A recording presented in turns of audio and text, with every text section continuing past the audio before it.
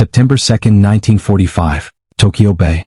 The Second World War was finally ending. Across the waters, hundreds of Allied ships filled the bay. American battleships, cruisers, destroyers, aircraft carriers, and vessels from nations that had spent years fighting Japan stood in formation. Above them, aircraft moved through the morning sky. And at the center of it all was one enormous American battleship, the USS Missouri. On her deck stood General Douglas MacArthur. Around him were some of the most powerful military commanders on Earth. And then, at exactly 8:56 in the morning, the men everyone had been waiting for arrived. The historical record does not clearly establish such a confrontation.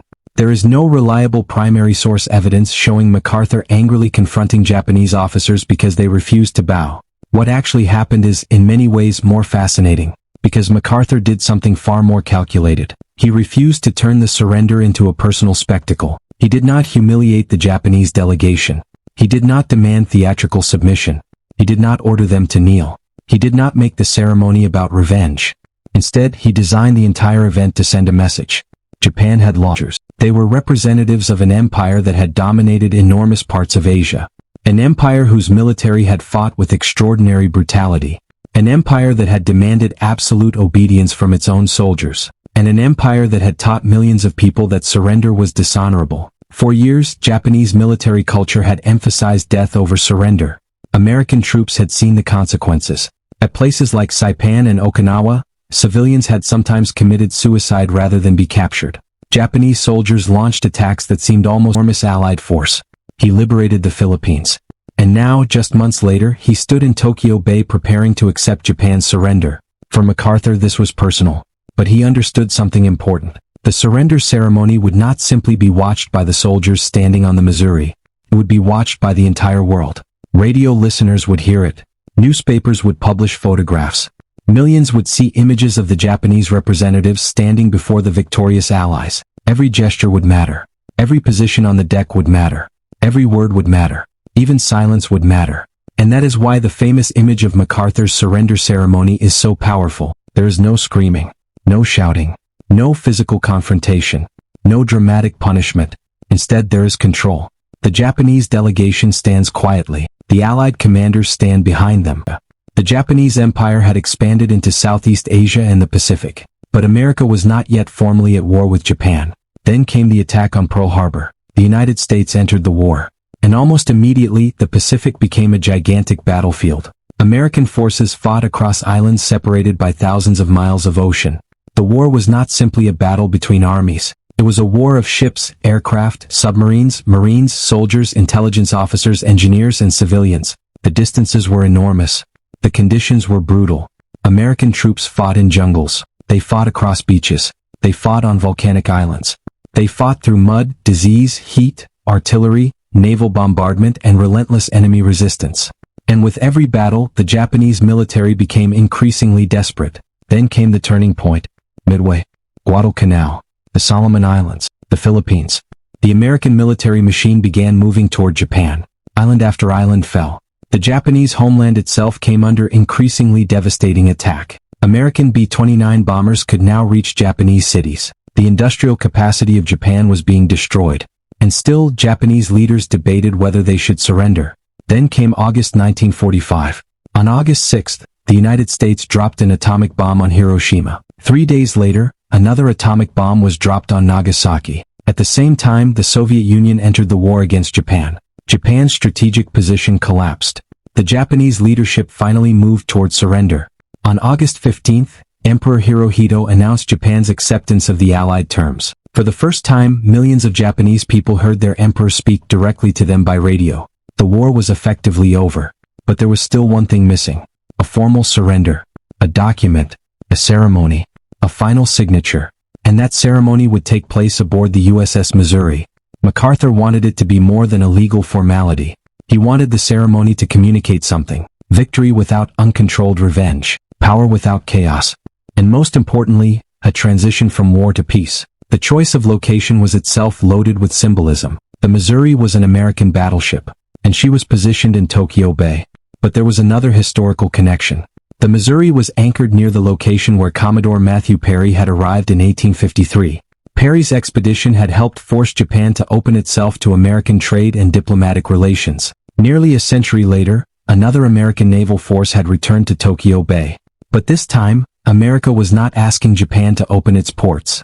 America had defeated Japan in the greatest war in human history. The symbolism was impossible to miss. The American fleet filled Tokyo Bay. The Japanese delegation was coming to surrender. Anne MacArthur would preside over the ceremony.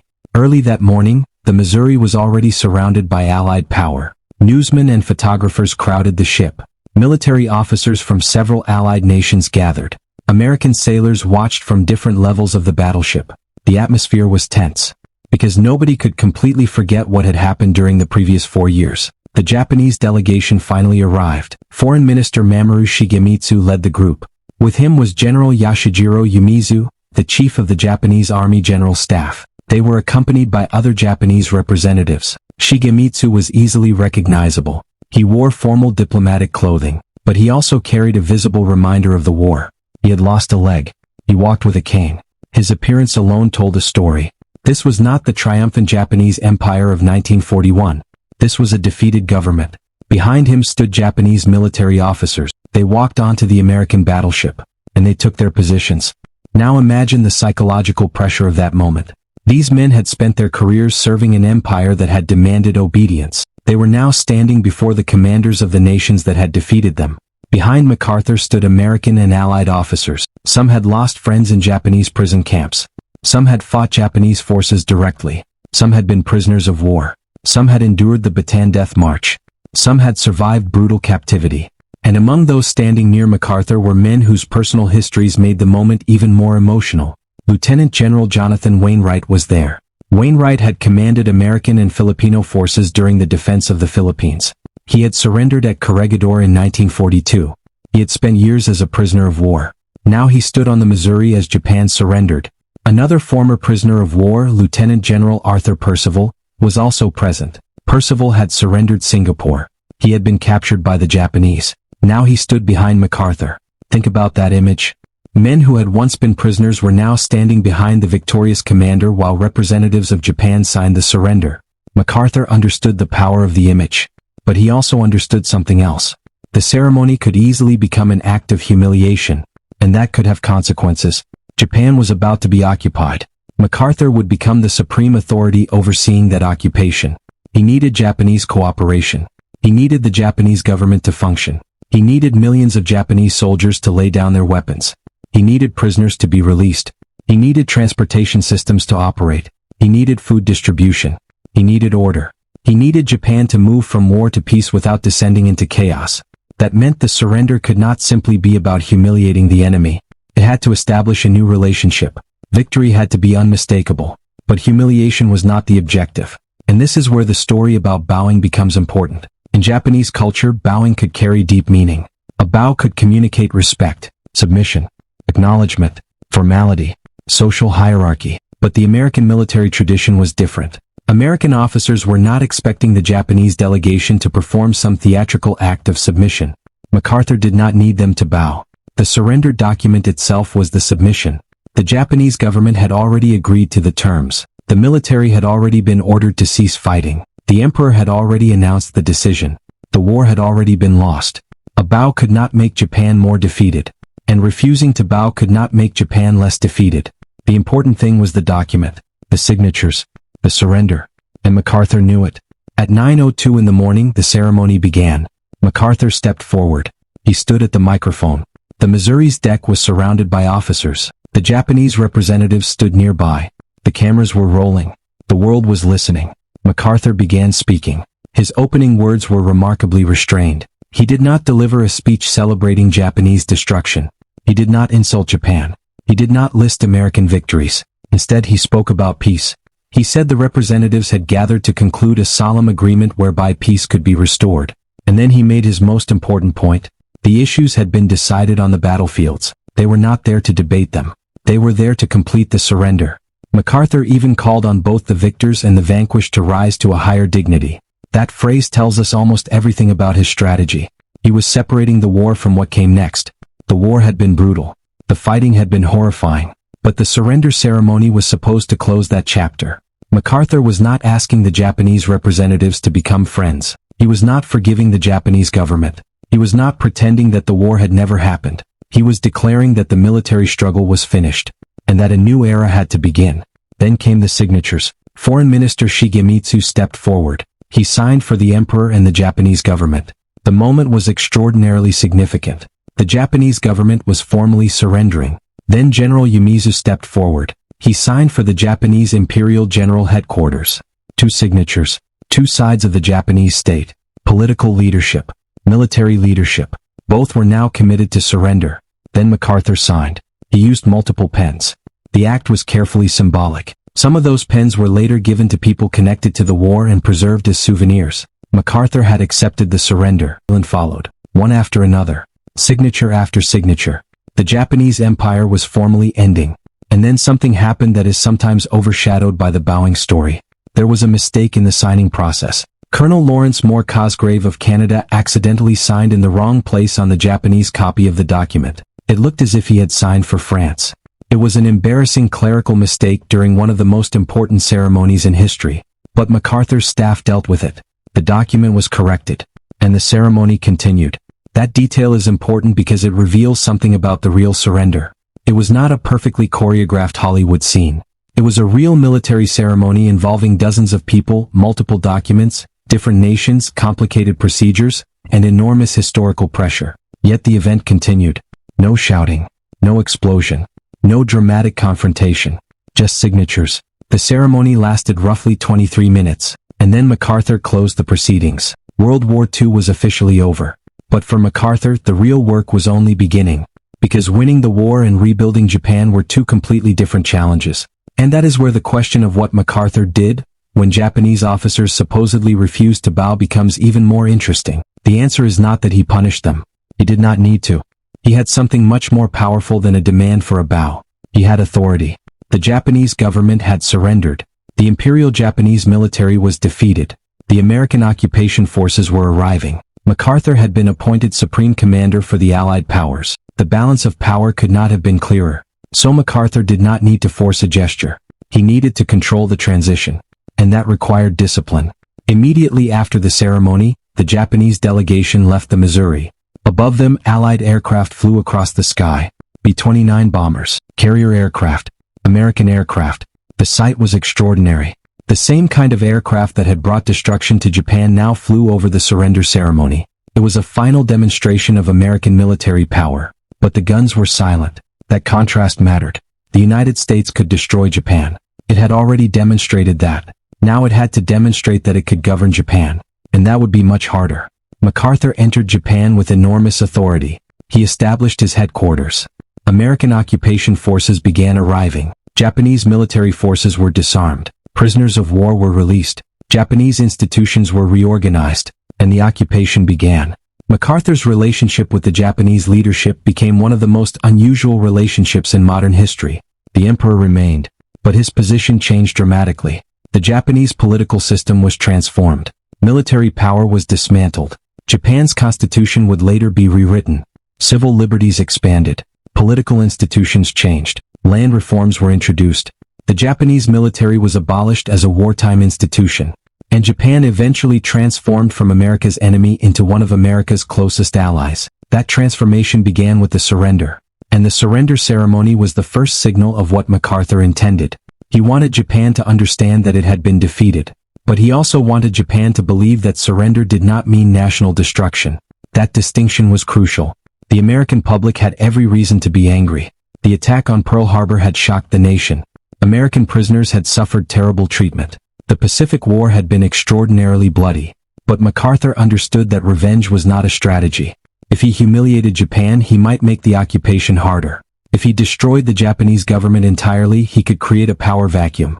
If he treated every Japanese official as an enemy forever, cooperation would become nearly impossible. So the surrender ceremony had a dual purpose. It demonstrated American victory, and it established the foundation for peace. This is why MacArthur's opening speech matters so much. He spoke about a better world. He spoke about faith, understanding, freedom, tolerance, justice. Those words were not accidental. They were a message to Japan. They were also a message to the American public. And they were a message to the world. America had won. But America did not intend to behave like a conqueror seeking endless revenge. MacArthur was presenting himself as the commander of victory and the architect of peace, and that image would define the occupation. But there is another important detail. MacArthur's decision not to humiliate the Japanese delegation was not necessarily an act of kindness. It was also strategic. A military commander has to think beyond the battlefield. The enemy's surrender does not automatically make the enemy population cooperative. Millions of Japanese civilians had been taught that Americans were monsters. American propaganda had portrayed Japanese soldiers as fanatical enemies. Japanese propaganda had done the same thing to Americans. The two societies had spent years imagining each other as existential enemies. Now those two societies had to coexist. American soldiers would occupy Japanese cities. Japanese civilians would encounter American troops. The Japanese government would operate under Allied supervision. Every interaction could either reduce tension or increase it. MacArthur needed the Japanese people to understand that the war was finished, not merely paused, finished. And the absence of theatrical humiliation helped communicate that. The surrender was absolute. But it was not designed as a spectacle of personal degradation.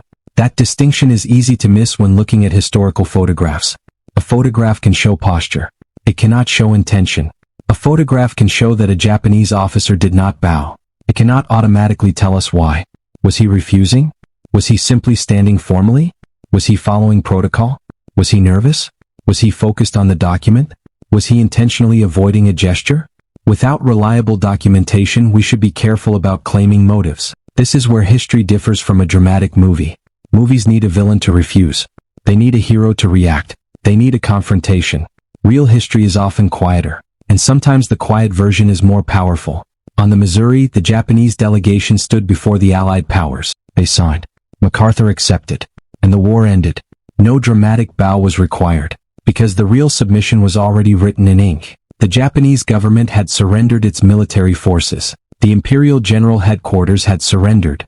The Allied powers had won. The occupation had begun. That was enough. Now imagine what MacArthur could have done. He could have publicly mocked the Japanese. He could have forced them to kneel. He could have demanded some symbolic gesture. He could have turned the ceremony into a revenge ceremony. But that would have changed the meaning. Instead, he allowed the surrender document to speak. And the document was devastatingly clear. Japan surrendered unconditionally. Its armed forces were required to cease operations. Japanese prisoners and civilian internees were to be released. The Japanese government was placed under the authority of the Allied Occupation Command. This was not symbolic defeat. It was legal and military defeat. The Japanese officers did not need to bow. Their signatures were enough. And then the occupation began. For American troops arriving in Japan, the reality was extraordinary. They were entering the homeland of the enemy. Only weeks earlier, many Americans had expected a horrific invasion of the Japanese home islands. Operation Downfall had been planned. American planners expected enormous casualties if Japan had to be invaded. But Japan surrendered before that invasion took place. Instead of storming beaches under machine gun fire, American soldiers entered Japanese cities under an occupation. The psychological difference was enormous.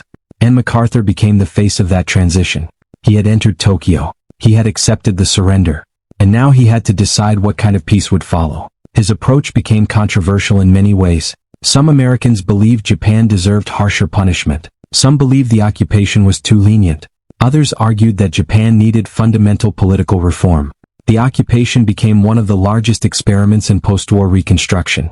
But one thing was clear. The ceremony on the Missouri had established the tone. The war was finished. Now reconstruction mattered. MacArthur's famous public image also played a role. He was known for his sunglasses, his corncob pipe, his dramatic style, his carefully cultivated image. But during the surrender ceremony, he was surprisingly controlled. That control was important, because there were people around him who had every reason to feel anger. Consider the American prisoners of war. Some had been beaten. Some had been starved. Some had been forced into brutal labor. Some had survived years of captivity. The surrender was their moment too. For them, seeing Japanese representatives sign the surrender document could have been emotionally overwhelming. MacArthur understood that. But instead of turning the moment into revenge, he created a ceremony where the former prisoners stood behind him. Their presence said enough. The men who had once been prisoners were now standing in the victorious ranks. No insult was necessary. No bow was necessary. The reversal of power was visible. And then there was another powerful symbol. The American flag. The Missouri carried a flag associated with Commodore Perry's arrival in Tokyo Bay nearly a century earlier. The historical connection was extraordinary. Perry had arrived when Japan was being pressured to open to the outside world. Now the American military had returned after defeating Japan in a global war. The world had changed. America had changed. Japan had changed. And the Pacific had changed. The ceremony was not simply the end of one war.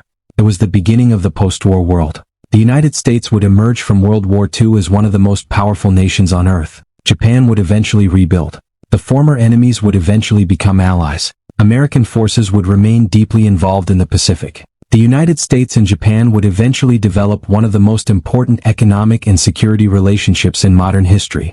That transformation is difficult to imagine if you focus only on the anger of 1941. But the surrender ceremony provides the bridge. A nation attacked Pearl Harbor. 4 years later, representatives of that nation stood on an American battleship and signed their surrender. And the American commander did not need to demand a bow. He already had something much greater. The surrender itself. There is also a deeper lesson here about military power.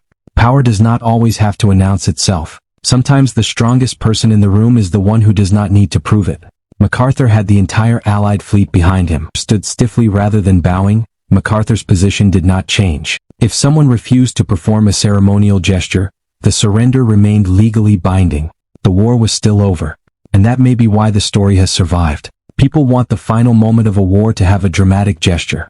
They want one final confrontation between the winner and the loser. But the actual ending was more subtle. Japan signed. MacArthur accepted. And the world moved forward. Later that day, MacArthur would reflect on the end of the war. The guns were silent. A great tragedy had ended. A great victory had been won. But he also recognized the responsibility that came with victory. Peace had to be maintained. The mistakes that produced the war had to be addressed. And the defeated nation had to be transformed into a functioning member of the international community. That was the challenge. And it was enormous. The surrender ceremony lasted only about 23 minutes, but its consequences lasted decades. For Americans, the ceremony became one of the defining images of victory in World War II. For Japanese people, it marked the beginning of a completely new era. For the Allied nations, it represented the final conclusion of the global conflict. And for MacArthur, it marked the beginning of his second role.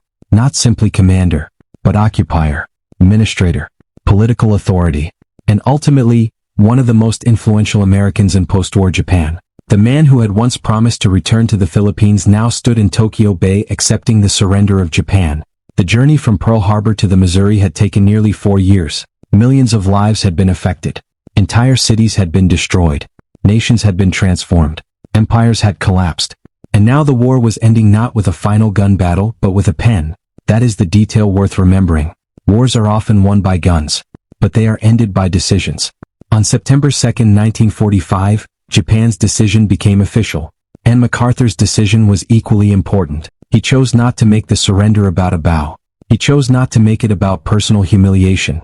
He chose to make it about authority, order, and the beginning of peace. The Japanese representatives did not need to bow for the world to understand what had happened. Their uniforms said it. Their position said it. The battleships surrounding them said it. The aircraft above them said it. And most importantly, the surrender document said it. Japan had lost the war. America and its allies had won. But the next challenge was not defeating Japan. It was rebuilding Japan. And that required something different from battlefield courage. It required restraint. It required to move forward. That is why the surrender ceremony remains so powerful. Look closely at the photographs. You do not see a Hollywood-style confrontation. You see men standing. You see a document. You see a table. You see microphones. You see military uniforms. You see the representatives of nations that had spent years fighting one another. And you see MacArthur. Calm. Controlled. Waiting. The Japanese representatives approach. They sign. Then the Allies sign. And the ceremony ends. That's it. 23 minutes. After 6 years of global war. After Pearl Harbor. After the Philippines. After Guadalcanal. After Midway. After Iwo Jima. After Okinawa. After the atomic bombs. After years of death and destruction. 23 minutes. The guns had stopped. The aircraft continued flying overhead. The battleship remained in Tokyo Bay. And history turned the page. The story that Japanese officers refused to bow may sound like the perfect final confrontation. But history does not need that confrontation. Because the reality was already dramatic enough. Japan's representatives had boarded an American battleship. They had walked past American sailors. They had stood before the commanders of the Allied nations. They had signed the surrender. And they had left. MacArthur did not have to force them to bow. He did not have to shout that he did not have to punish them. He simply accepted the surrender. And in that moment, the difference between victory and revenge became clear. Victory says, the war is over. Revenge says, the war continues in another form. MacArthur needed victory to end with the first statement. And that is exactly what happened. The surrender ceremony also tells us something about the United States itself. America entered World War II after an attack that shocked the nation. American soldiers fought across two enormous theaters. The country mobilized its industrial capacity on an unprecedented scale. Factories produced ships, aircraft, tanks, ammunition, trucks, and weapons. American forces fought from North Africa to Europe and across the Pacific. By 1945, the United States possessed extraordinary military and economic power. But with that power came a choice. What would America do with victory? Would it destroy its enemies? Or would it rebuild them? The answer would shape the second half of the 20th century. Japan's transformation after the war became one of the most remarkable examples of post-war reconstruction. Within a generation, the country that had fought the United States became a major economic partner. Japanese cities were rebuilt, industry recovered, democratic institutions developed, and eventually, American and Japanese forces would cooperate rather than fight. That future was unimaginable in December 1941, but it became possible because the war ended, and the Missouri was where that transition was formally announced to the world. So when you see footage of MacArthur standing at the microphone, remember what you are really watching. You are not watching a general trying to make defeated officers bow. You are watching a commander managing the most important transition of his career. The battlefield had produced the victory, but the surrender ceremony had to produce the peace, and MacArthur understood that. His words were deliberate. His posture was deliberate. The ceremony was deliberate. Even the location was deliberate. The message was simple. The war was finished. The victors had won. The defeated had surrendered. And now both sides had to face the future. There is an irony in the story. The Japanese military had spent years teaching that surrender was the ultimate humiliation. But on the Missouri, surrender was formalized without theatrical humiliation.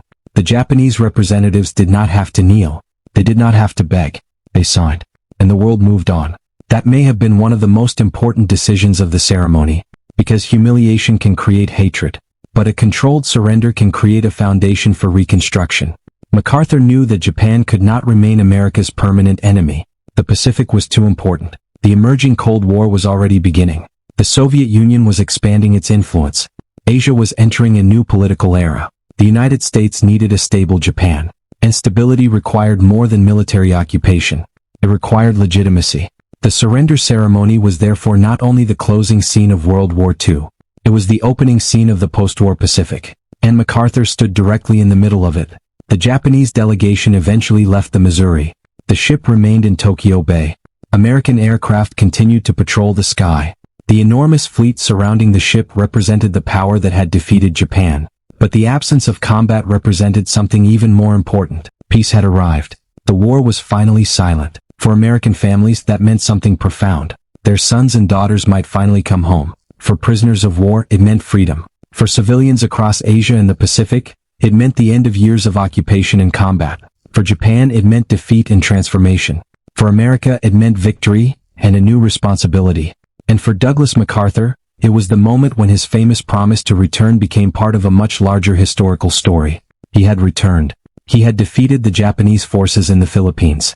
And now he had accepted Japan's challenge would not be winning the war. It would be managing the peace. And that peace began with a pen. One signature. Then another. Then another. Until the document was complete. At 9:25 in the morning, the formal proceedings were over. World War II was finished. Not because someone bowed. Not because someone shouted. Not because someone demanded humiliation. But because the fighting had ended and the surrender had been signed. That is the historical record. And perhaps the Japanese officers. He had already defeated the Japanese Empire. He did not need to demonstrate his authority. The entire deck of the Missouri demonstrated it for him. And that is the image that should remain. A defeated delegation. A victorious commander. A battleship surrounded by Allied power. Aircraft overhead. A document on a table. And a world waiting for peace. The surrender of Japan was not the end of history. It was the beginning of another era. An era in which former enemies would rebuild.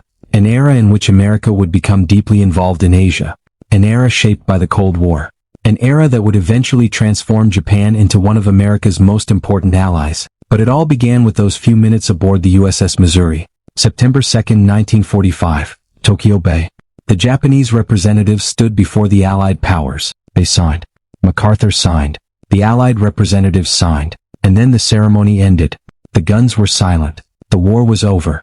And Douglas MacArthur walked away from the table knowing that the next battle would not be fought with guns. It would be fought with decisions, with diplomacy, with reconstruction, with leadership, and with the difficult task of turning a defeated enemy into a peaceful nation. So the next time you see the famous footage of the Japanese surrender, look beyond the uniforms, look beyond the flags, look beyond the battleship, look beyond the question of whether someone bowed, look at the silence. Because after 6 years of the deadliest war the world had ever known, silence was the most powerful sound of all.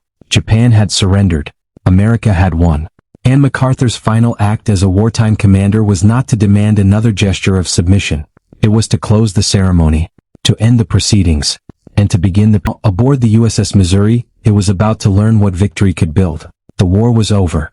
The surrender was signed. And history had entered a new chapter.